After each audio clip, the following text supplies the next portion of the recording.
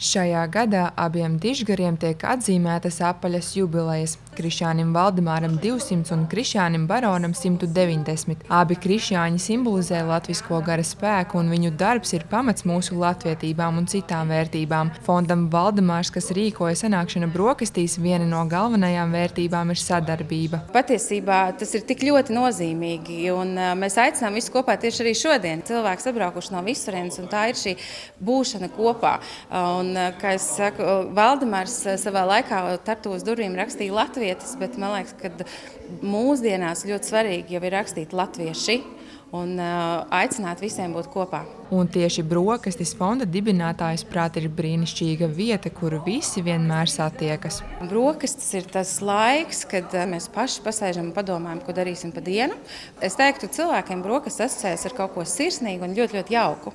Man ļoti patīk tas, kas notiek, kad Valdemārs mūs visus ir apvienojis, un viņš turpina dzīvot un uzrunāt mūs un motivēt mūs skaistiem un vērtīgiem darbiem Latvijai.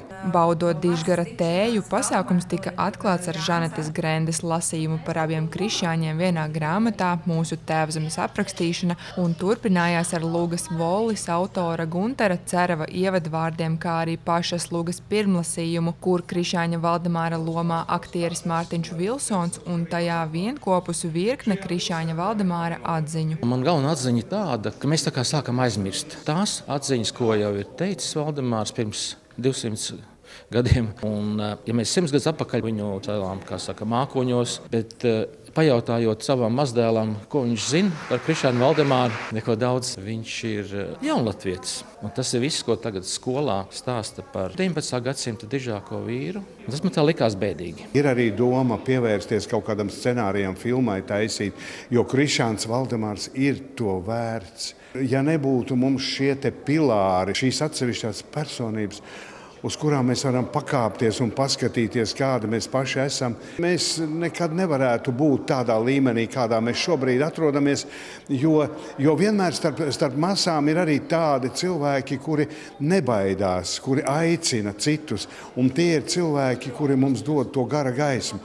Un Krišjāns Valdemārs noteikti ir viens no tiem. Viņš ir liela gaiša personība, kurš teica, lepojieties ar to, ka esat latvieši. Vairot Valdemāra vērtības. Ar šo sauklī katrs tiek aicināts apzināties vērtību, ko vairot. Arī radītais simbols Valdemāra veiksmes mezgls sev līdzi nes vērtību, kas stāsta par mērķtiecību un drosmi. Mezgls ir ļoti simbolisks.